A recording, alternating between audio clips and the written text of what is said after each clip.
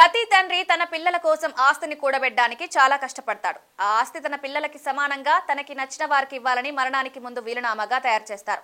అందులో ఏ ఆస్తిని ఏ వారసుడికి ఇస్తారో, వారి వాటా ఎంత ఉంటుందో స్పష్టంగా రాస్తారు. తద్వారా మరణానంతరం ఆస్తి వివాదం, కోర్టు కేసులు అవసరం ఉండదు. కానీ చాలా సందర్భాల్లో కొంతమంది వీలునామాను సిద్ధం చేయకుండానే ఈ లోకాన్ని విడిచి వెళ్లడం కూడా కనిపిస్తుంది. అటువంటి పరిస్థితిలో ఒక వ్యక్తి వీలునామా లేకుండా మరణిస్తే ఆస్తిని ఎవరు వారసత్వంగా పొందుతారనే ప్రశ్న తలెత్తుతుంది. ముఖ్యంగా వివాహిత కుమార్తెకు తన తండ్రి ఆస్తిలో వాటా వస్తుందా లేదా?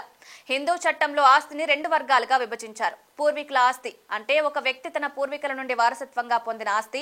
పిల్లలు, అది కొడుకు అయినా కుమార్తె అయినా, ఆ ఆస్తిపై జన్మ హక్కు ఉంటుంది. చట్టబద్ధంగా ఒక కుమార్తె జన్మించిన వెంటనే ఆమెకు పూర్వీకుల ఆస్తిపై హక్కు లభిస్తుంది.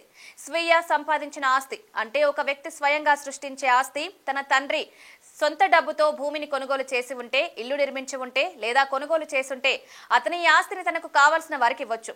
తండ్రి తన ఆస్తిలో కూతురికి వాటా ఇవ్వడానికి నిరాకరిస్తే కుమార్తె ఏం చేయలేకపోతుంది. ఒక వ్యక్తి వీలునామా రాయకుండా మరణిస్తే హిందూ వారసత్వ చట్టం 2005 ప్రకారం ఒక తండ్రి వీలునామా రాయకుండా మరణిస్తే చట్టబద్ధమైన వారసులందరికీ అతని ఆస్తిపై సమాన హక్కులుంటాయి. హిందూ వారసత్వ చట్టంలో పురుష వారసులను 4 వర్గాలుగా విభజించారు. మొదటి వర్గం వారసులకు తండ్రి ఆస్తిపై మొదటి హక్కు ఉంటుంది. ఇందులో కుమార్తెలు కూడా ఉంటారు. దీని అర్థం కుమార్తెకు తన తండ్రి ఆస్తిపై పూర్తి హక్కులుంటాయి. 2005కు ముందు హిందూ వారసత్వ చట్టం ప్రకారం కుమార్తెలను హిందూ అవిభాజ్య కుటుంబం సభ్యులుగా మాత్రమే పరిగణించేవారు. అంటే వారు సమాన వారసులు కారు. ఒక కుమార్తె వివాహం చేసుకున్నప్పుడు ఆమెను హిందూ అవిభాజ్య కుటుంబంలో భాగంగా కూడా పరిగణించలేదు. 2005 సవరణ తర్వాత కుమార్తెలను సమాన వారసులుగా పరిగణించారు.